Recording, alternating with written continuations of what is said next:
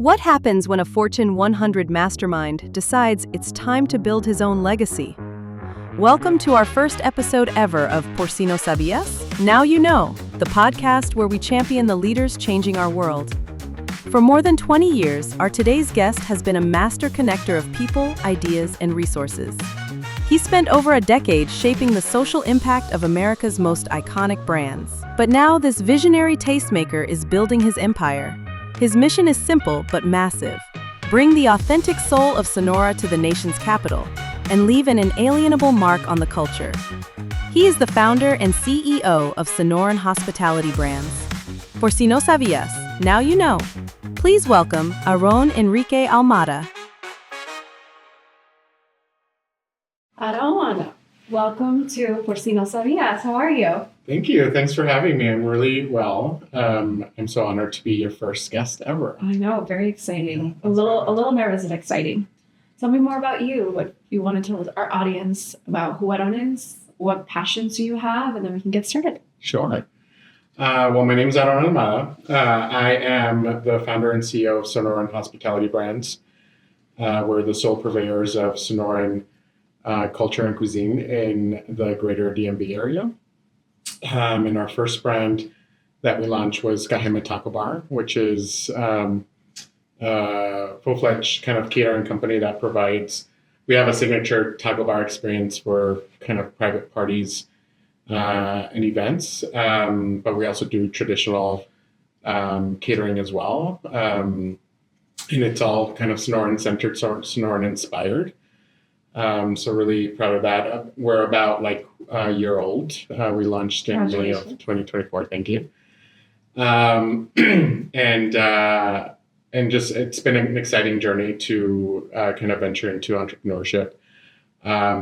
Before that, and still I have a career that spans about nearly 2 decades across the public and private sector. Mostly centered kind of on social impact.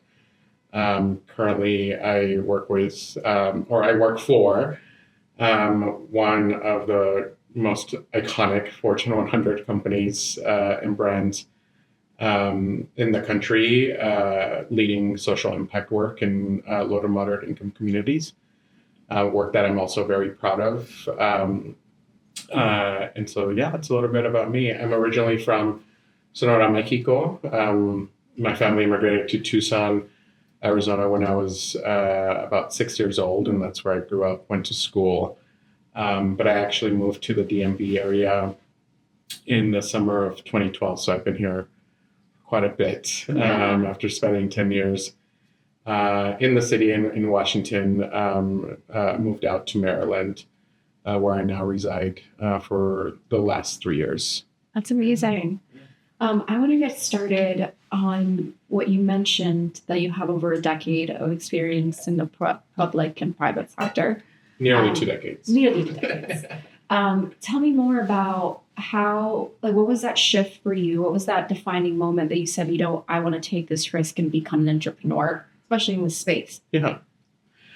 Yeah, I think for me, just having been in DC, I felt like I was on this like never-ending quest of finding the flavors and the feeling of home. Don't get me wrong, there are good places to find good, authentic Mexican food in the area.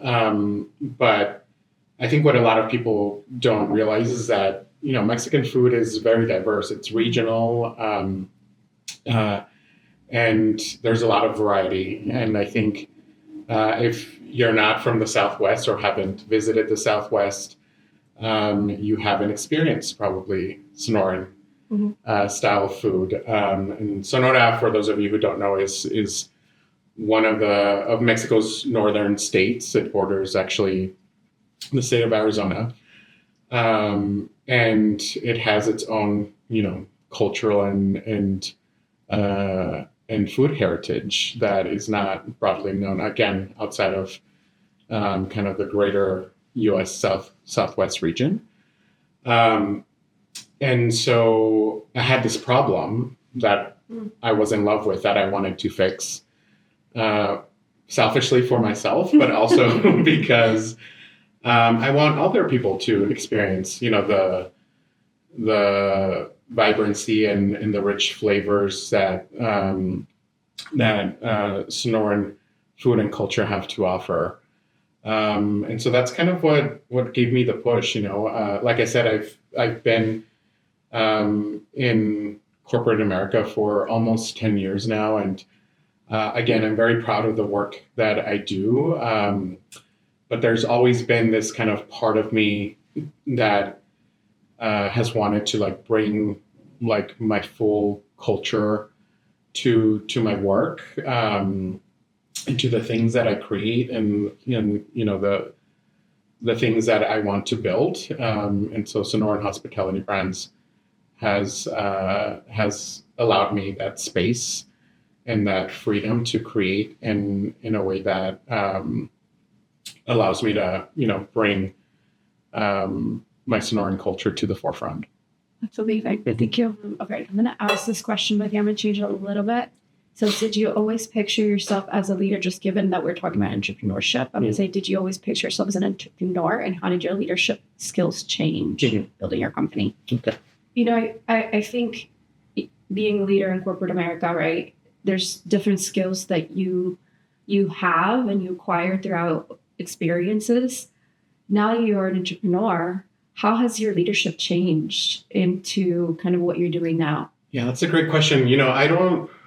I don't think that my leadership has changed. I think entrepreneurship has definitely enriched the way that I think about leadership.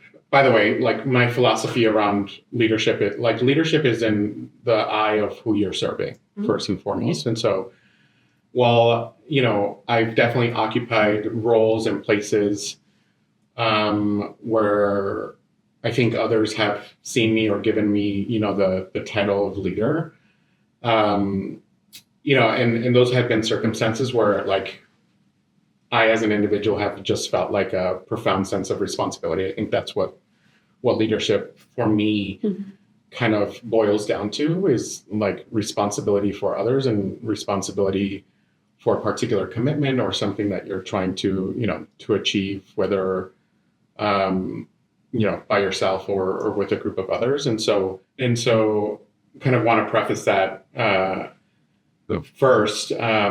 But entrepreneurship has definitely kind of given me a whole new set of skills. I think that have, again, kind of rounded me out as an individual, has given me the opportunity to see my work and the things that I create through a whole different lens. I think a good example of what that looks like, in practice, is just kind of increasing the way that or thinking differently about what resiliency means to me.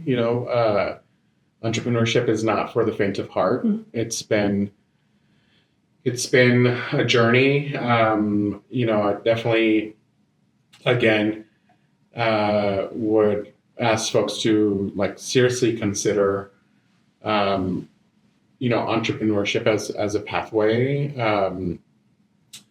And like I said, I think for me, it really starts with having a problem that you're in love with, that you're really passionate about solving. Because if that's not kind of at the center, then you're probably doing it for the wrong reasons. That's my philosophy, take it or leave it. And then lastly, what I'll say is as immigrants, entrepreneurship is in our DNA. If you think about the act of immigrating to a new culture, to a new country, where you don't know the language, the customs, that is entrepreneurial, and I saw that when my mom and I and my sisters immigrated to the United States. You're creating a new life. You're, creating pathways that weren't there before for yourself and for, the people that come after you. And so, as Latinos, as immigrants, we have entrepreneurship in our DNA. But if I'm being completely frank with you, I never like this wasn't part of the plan. Ooh, okay. It happened because of the circumstances, like I said, as part of this like desire to end this like never-ending quest to find the flavors of home and to bring those flavors to this region. That really kind of sparked my desire and my wanting to do something about that. That's awesome. I really love what you said about find a problem that you're really passionate about solving. Like that's such a great mindset, I think, especially when it comes to entrepreneurship. Yeah. So I know that we were talking a lot about your why and why you started with Jaime. Tell me more about what makes Sonoran cuisine different and what are some of those key things that you want our audience to know when they think about Jaime as a brand? Yeah. I'll start kind of, again, by prefacing the fact that Mexican food is not monolithic, like any other country or place. Mexican food has great variance and in a lot of ways has regional nuance. And so Sonora is not exempt from that. Sonora is a very special place. It's where the mountains, the desert, and the sea meet. And so you get this like great variety of food and, a rich land that provides, and also just a historical variance of cultures that have been mixing and amalgamating, over centuries. Sonora is, the capital of the Yaqui people. And so a lot of the techniques, a lot of the, ancient ingredients that we use in our food come from people who have occupied this land before, the Spanish settlers, took kind of hold and started, mixing with the Yaqui and some of the other tribes in this region. And so, but if you're to get really specific, Sonora is also, it's probably the top provider of meat in Mexico. It's where the best meat comes from. And I mentioned kind of the diversity in terrain, right? And so, we have a lot of dishes that kind of center around the food that we get from the sea, right? Seafood, and that's where blue shrimp comes from. So a lot of our dishes, especially on the coast, I was born in a city right along the coast of Baja California, or of the Gulf of California, which is that kind of strip of water that is between the Baja Californias and then the mainland of Mexico. In terms of techniques, carne asada will always be mesquite grilled, right? Mesquite is a tree that grows in the Sonoran Desert. And for ages, people have been using wood from the mesquite tree for many uses. One of the main ones is, to grill meats. And so in that practice, you get like this kind of really rich, smoky flavor to the product that is very kind of defined and unique in a way that, a lot of the ways that meats are prepared, in other Mexican restaurants, you don't really get. You have the chiltepín, which is, this wild chile that grows in the desert, that is predominantly, the way that it's treated, it's dried, and then you use it for, seasoning on a variety of different dishes. And I think the crown jewel of Sonoran food is really the flour tortilla. Unlike the majority of Mexico, most of the northern region defaults to the flour tortilla, and I'm talking about good flour tortillas, by the way, Okay. not the stuff that you find in the stores. And so the flour tortilla is queen. It's and at Cajeme we make our tortillas scratch made, and it just really brings this really unique kind of flavor profile to the taco. And I know there's debates amongst Mexicans about corn versus flour. We still use corn. I mean, I would say, as somebody who's in the food industry, specifically Mexican food, there's certain proteins that you should probably be eating with a corn tortilla. Carne asada is not one of them. Okay. And so, especially carne asada from Sonora. And so, those are some of the, I think, things that make Sonoran food special and unique. And I shouldn't forget about the Sonoran hot dog. Sonoran I've had that. That was very good. Yes. Yes, you have. What'd you think about it? I'll be honest, I don't really like hot dogs. Okay. And so I was a little nervous. And I was kind of like, okay, I'll give it a try, right? I'm also like, in full disclosure, I think you should always try something once, and if you don't like it, right? So when I tried it, I was like, this is such an explosion of flavors and so different than what I would envision the hot dog to taste, and I loved it. I like devoured it, and then my brother was with me, and he was like, "Oh, let me have some. Can I have it?" I'm like, "No, you may not have my hot dog." So yeah, no, I really liked it. And I mean, I rave about it all the time. So yeah, I mean, Sonoran hot dog. It's just like my mouth is watering right now. But for the viewers, and the listeners who may not be familiar, a Sonoran hot dog is in essence like it's an all beef frank that's bacon wrapped and grilled, and is topped with whole pinto beans, fresh diced tomato and onion, mayonnaise, and topped with a jalapeno salsa. There's folks that add some other ingredients, but like that's the main base of the Sonoran hot dog, and it's cradled in a pan francés type of roll. And in my opinion, Sonoran hot dogs are distinguished by the bread. Just like I was talking about the flour tortilla earlier, we also make ours from scratch.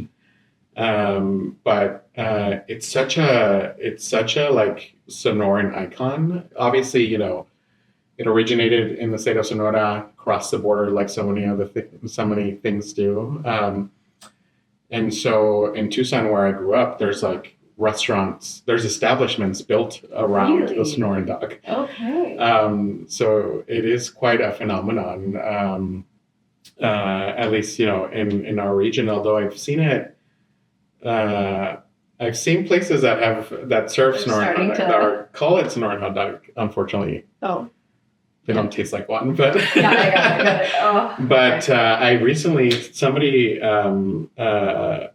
was recently asking me about my business. I was at some event, and they're like, "Oh, do you do Sonoran hot dogs?" And I was like, "Absolutely." And he's like, "That's the best hot dog that I've ever had."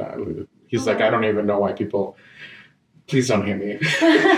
These are his words, but he's like, "I don't know why people like rave about like Chicago dogs and some of the," and I would tend to agree. That's my personal opinion, but it's something else, and I encourage everyone, if you go to a place, especially in Arizona, or if you ever travel to Sonora and you find a place that sells Sonoran hot dogs, definitely try one, because it'll change your life. Or try it with Cajeme. Or try it with our Exactly. with Cajeme. We we do the signature taco bar experience, but we also do Sonoran dog bars as well for people who want to switch it up a little bit. Okay, that's Or good both, to know. That's good to know. Yeah. So I know that 2% of your sales go to Faison and Obregon that support women entrepreneurs. Can you tell me more about why you made that decision, and tell me more about the funds and the women that they support? Yeah. So, as I've shared with you before, my career has been centered around making a difference and social impact and helping, communities. And when I was thinking about the idea of Sonoran hospitality brands, I definitely wanted to have that be reflected as part of our core, company mission. And so, we strive to give back as we continue to grow and hopefully, continue to scale our business. And so that is one element of our kind of social impact strategy. Faison provides a variety of different services like so many other, kind of civil society organizations, kind of what we would think of as like nonprofits here in the States. This particular program, though, really helps, like you mentioned, women entrepreneurs who the main industry in Sonora still remains agricultural. Mm.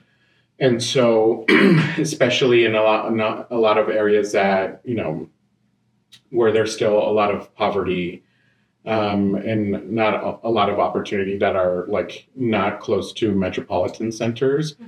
That tends to be kind of the main kind of industry for that's available for folks. And so what the program does is that it allows folks who are in that industry to turn whatever it is that they're working on or producing or creating into an actual business to kind of round out their ability to,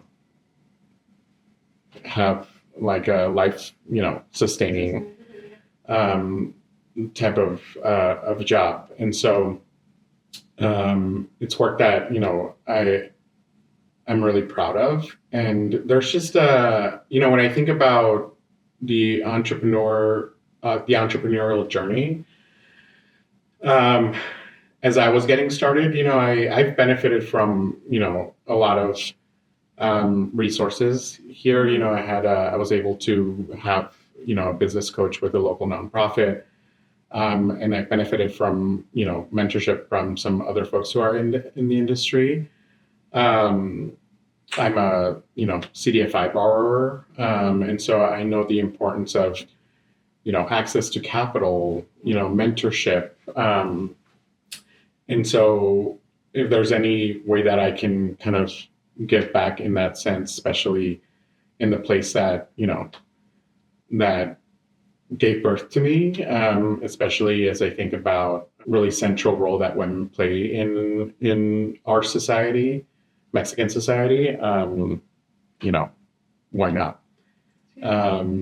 And we also have some sustainability practices that we've put in place. So a lot of our like paper goods, that we use for events, from plates to cups, forks, napkins, are all biodegradable. And so also trying to make sure that we are protecting the environment in whichever way that we can.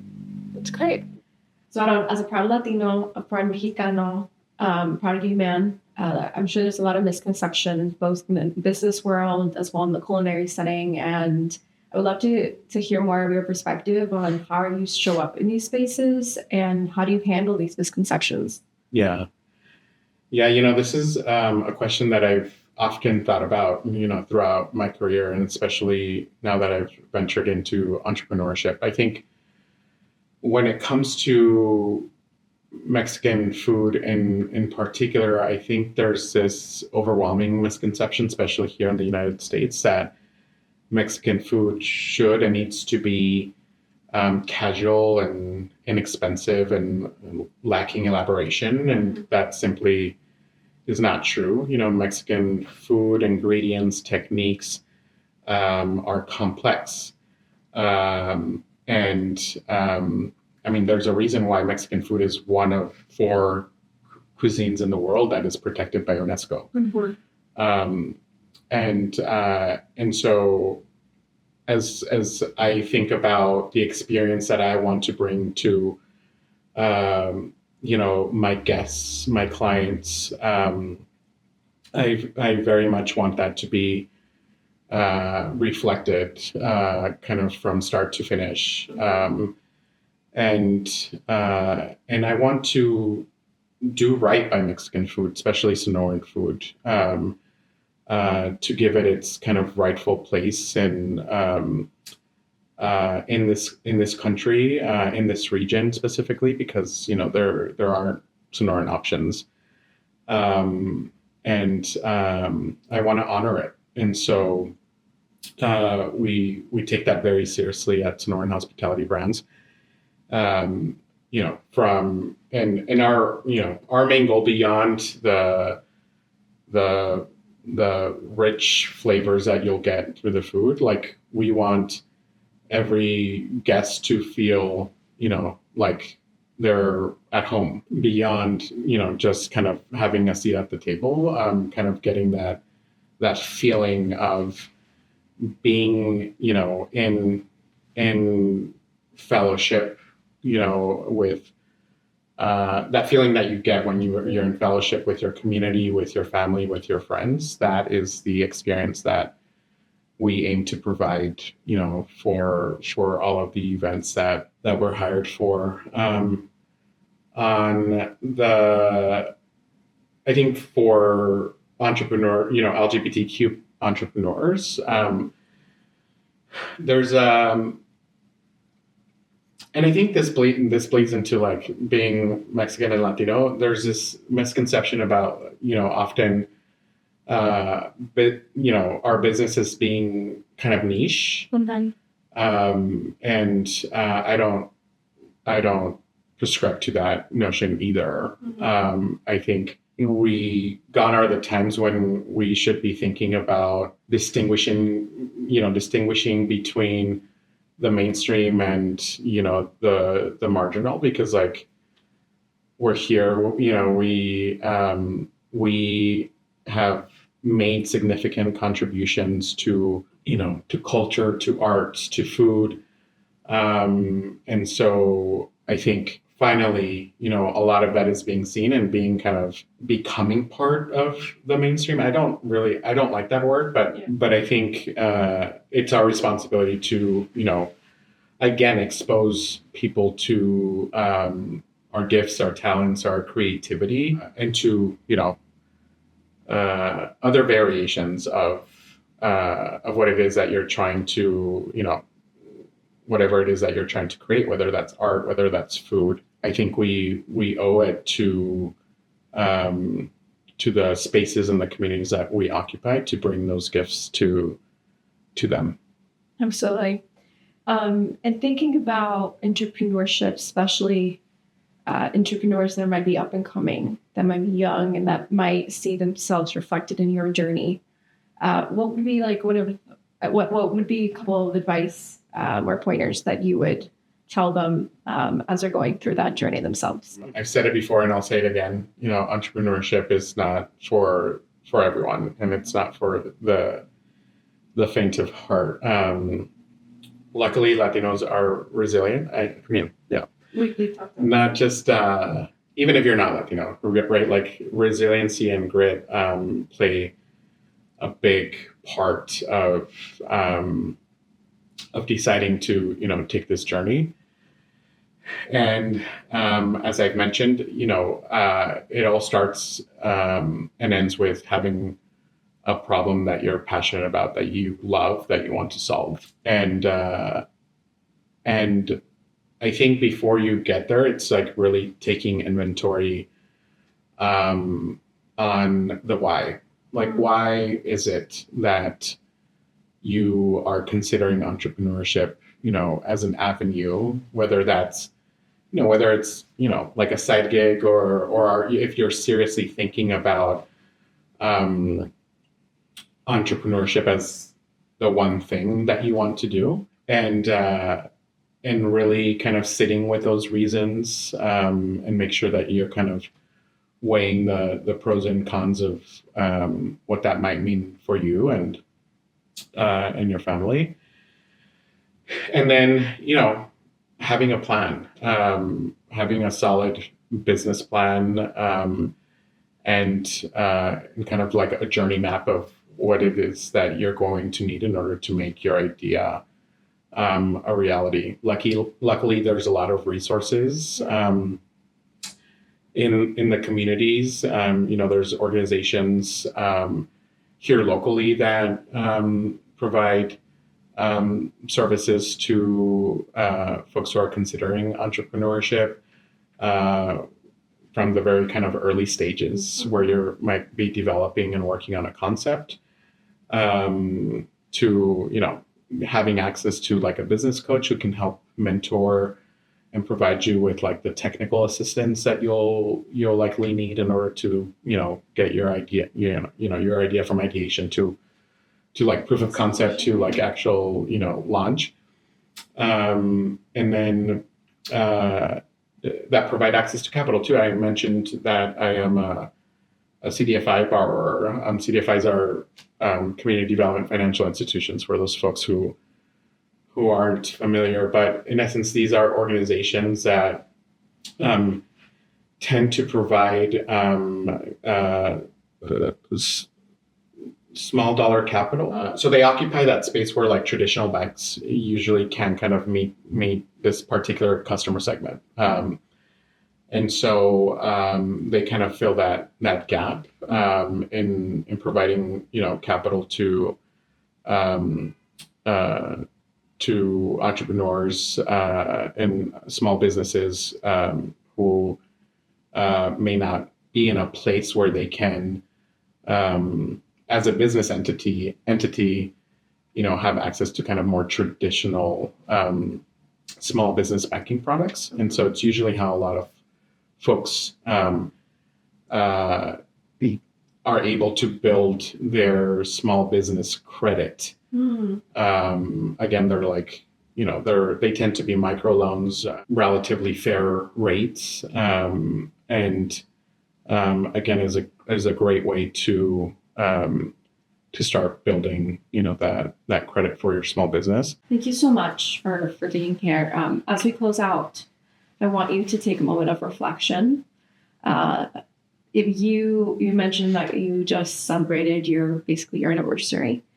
If you think about the next 10 years for Sonora Hospitality, what do you envision for your brand and your portfolio? Like, I would love to hear more about that. Yeah, 10 years from now, that's a ways from now, but we'll probably be here before we know it.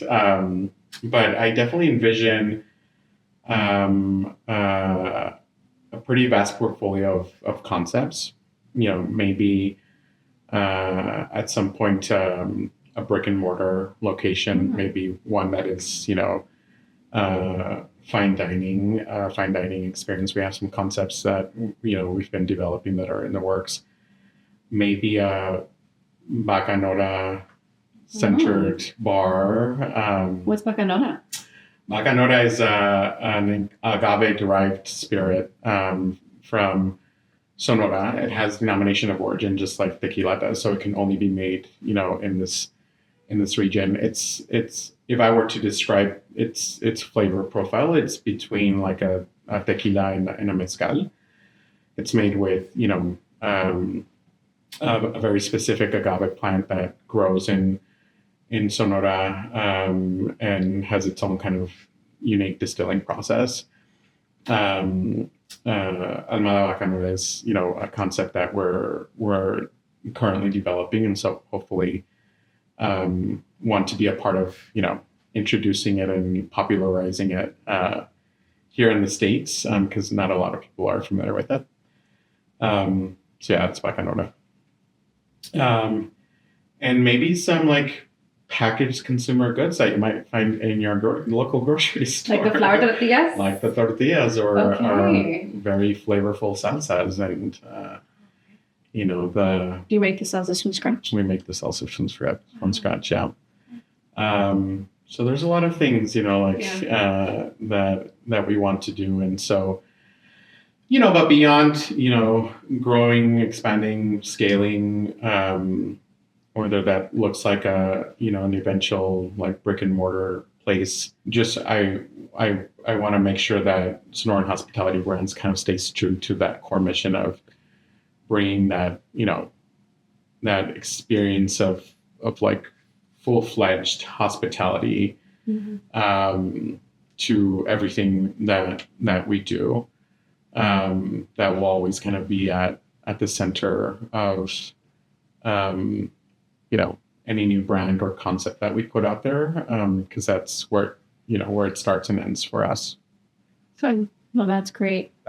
Thank you for that. I also think you mentioned, or you talked about the 2% of sales and they go to women entrepreneurship. Is there anything that you envision in 10 years that you could say, oh, I want to have more of an impact in that space, or I want to have my own foundation? Have you thought about that? Yeah, I think having an impact in whichever form that is, right? Whether it's like impacting somebody who tastes our food. One of the best things, that the highest compliments I think that we have gotten is, and it happens quite often, like we'll be doing an event, whether it's like private or a corporate event, and somebody will come and just share like, oh, your food just reminded me of home. And that's what, we want to expose new people to Sonoran food, of course, but we want our food and our experiences to evoke those memories of what home means to you, the guest in whatever fashion, whatever memories or feelings that it emotes. And so, as long as we kind of, keep having that impact, I'll be happy. I think beyond that, obviously, giving back to the community will always kind of be part and parcel to who I am, to the brand that I'm trying to build. Whether that's a foundation, maybe, I've thought a lot about potentially, even having some sort of like formal mentorship program for,